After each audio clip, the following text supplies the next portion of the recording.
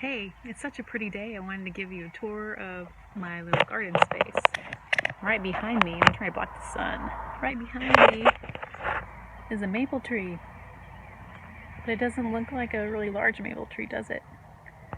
Even though it's probably 11 years old, at least 11 years old. Maybe move it a little bit closer so you can see. Let's turn this around. This little tree is 11 years old, and my hand's probably up to my shoulders. Has beautiful leaves. It's a Japanese maple, and it started out in this tiny little pot, and I put it in a larger pot for the winter to help give it a little bit of extra insulation from the cold to protect its roots. We'll start out over here. My friend gave me these peas. I'm going to plant them probably with some sort of trellis for them to climb up. They'll have beautiful little snapdragon-like flowers, and once they're pollinated, they'll turn into little peas. I'm pretty excited about that. I weeded, and so I have this long garden bed. It's probably a little bit longer than I am tall, and I'm pretty tall, so it's a long bed. I'll plan to transplant some of these other little seeds or seedlings that my friend gave me. These are tomatoes, tiny little tomatoes, and some mesclun lettuce, and I think that looks like chard, rainbow chard. So that's the red, the yellow, and then there's some red over here. We have two little lettuce starts. Also, more peas. A little succulent, not for eating, but it is very pretty. What else is over here? I think that is it's a brassica. I think it's bok choy. And it's okay for me to be surprised, I don't mind. This is interesting. Right before all of this social isolation started, we trimmed some peach trees that I helped plant probably 5 years ago. And this little piece had little bit of leaves poking out or growing out the side. And it has enough energy in this stem or branch, since it's a tree, to hold enough energy to keep this little segment of leaves going. Now we're going to move over a little bit. These are some onions, and this was also bok choy, but the insects love it. Some tiny little kale down here. That will all go in the long bed. Have some Japanese irises, and looks like some Siberian irises and Japanese irises. These are getting ready to bloom. They're going to be pretty purple. What else? More irises, some lilies. They'll be bright, beautiful, and orange once they start to send up their flower blooms. I left the seed pods on my echinacea so I would know where it was, because all of these beautiful leaves die back in the winter, and I thought if I do any winter gardening, I don't want to disturb their root system. So that's one way they use to take care of themselves. Behind that is horseradish.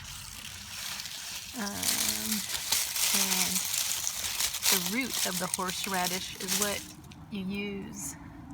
And it came back. It survived the winter. It had no leaves at all a couple of months ago. They all popped out of the ground once the earth started to warm. I have lots of strawberries. So many strawberry plants. And I'm not even sure how some of them moved around the way they moved around, because I know they send out runners, but They traveled a pretty far distance. Over here have squash, spaghetti squash, and I think this might be a zucchini squash. We have more tomatoes and one okra here and one okra plant there. I was really lucky to get okra because my friend loves okra. I think these are cucumbers. Yes, cucumbers. Looks like some more lettuce. And I'm not sure what this is. Oh, this is a foxglove that Max gave me. I hope it comes back up. Behind that are some blueberry plants, and they're looking lovely today in the sunshine. They have some beautiful blossoms that kind of remind me of bells. And once the pollinators pollinate these, they'll start to turn into berries, delicious blueberries. This is lemon balm, smells really good. We have some of this at school along the path, and some of you all use that for restaurants and things like that. This looks like chamomile. It needs to go in the ground soon. What else? We have some, ooh, this is new. This wasn't open this morning. It's a beautiful little bearded iris from my friend who breeds irises, and have some lilies. Everything is really just green right now. Most of these blossom in the summer. These are some Asian lilies. What else do we have? We have some beautiful chive blossoms, and I can hear the birds chirping while the sun is setting. I love the light right now. Some onions. These flowers look very similar, and it could be because they are in the same plant family. Some more irises and chives. And these are fun. These are also strawberries, but they're a very different type of strawberry. There's one just starting to turn into a strawberry. They're called alpine strawberries. They're not red. They're tiny, tiny yellow strawberries. The alpine strawberries taste like tropical fruit and pineapple. So hopefully the rest of these blossoms will become pollinated and produce some delicious little alpine strawberries. This is tansy. And what else do we have? We have some sage. Forming blossoms. I think that's from Donovan's family. And there's some thyme back there that might also be from Donovan's family. Donovan and his family. A full bed of strawberries and raspberries in the back. That might be black raspberries. And a lot of different types of mint. And a wine berry. And some roses. And those are probably a 20-year-old rose bush. Here's another little rose. That's from Poppy's family. It'll have beautiful little yellow blossoms. Some more wine berries, and see the tiny, tiny little green bit poking up out of the earth. That's a Peruvian lily. Looks kind of like a giant white spider ballerina. Can you imagine that?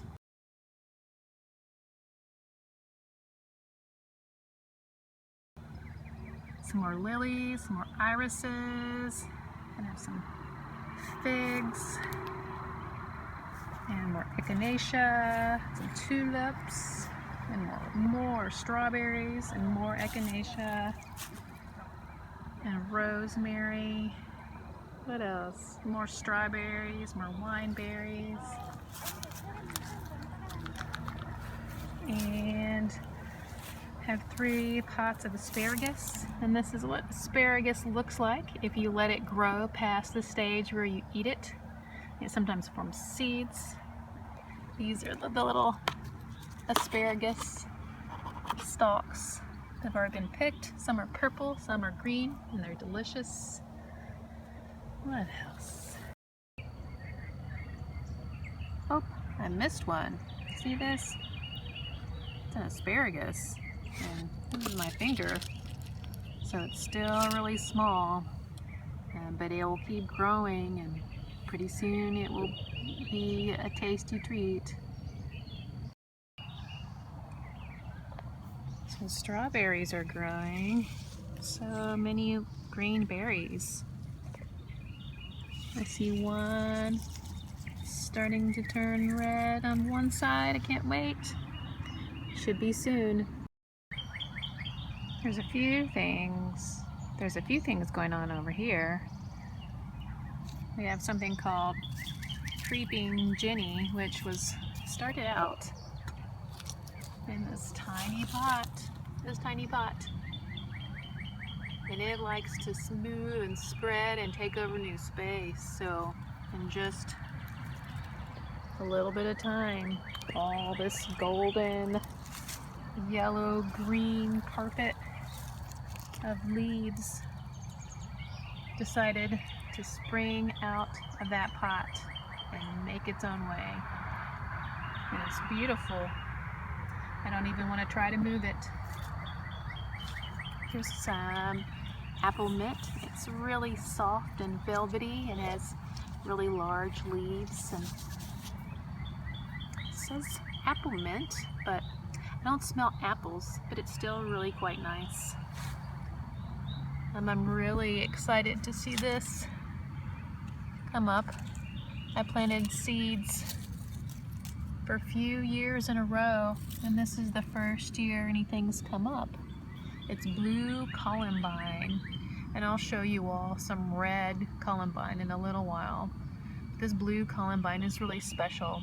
It's from the seeds of a blue columbine plant that was owned by a friend's mother, and the plant was really special to her, and her mother wanted her to share seeds with friends, and she did. And I'm so happy that it's doing really well. Hopefully we'll see some blooms maybe next year. Over here, I think this is called feverfew. You can make natural medicine with it, and some of the other things that I've shown you, but I just haven't pointed that out. This is bee balm, and it will have fun, kind of firework looking flowers in a few months. Here's another tree. Do you know what type of tree this is?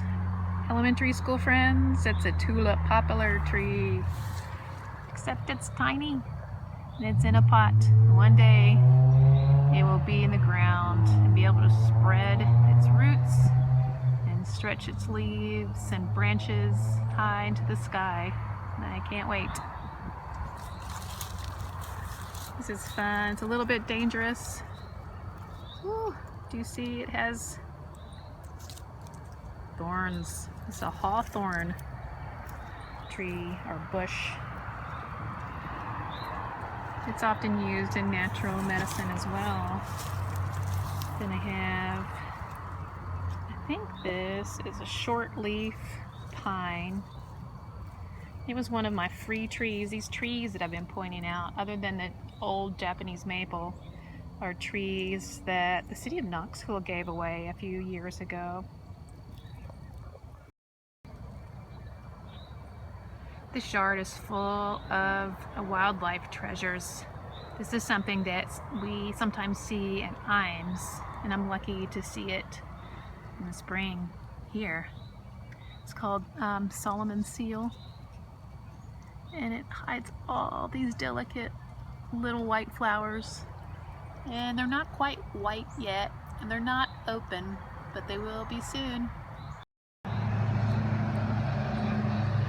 These are the beautiful little red columbines that I mentioned earlier.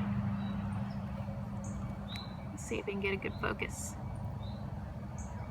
They have delicate little flowers, and they look so beautiful inside. They look like a mixture of, what do they look like to you?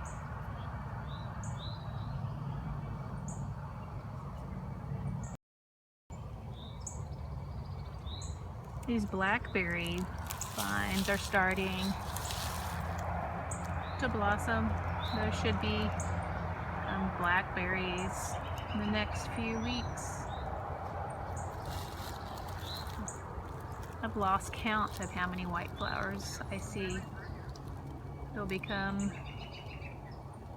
giant blackberry fruits once the plant reaches maturity. Over here we have some sweet little Lenten roses. You usually see these up on the left-hand hill when we're walking through the tree trail when we're at Imes. And behind that, beautiful bright climbing flowers. And I think this is called Mess, but I can't remember. This is a sweet little trillium.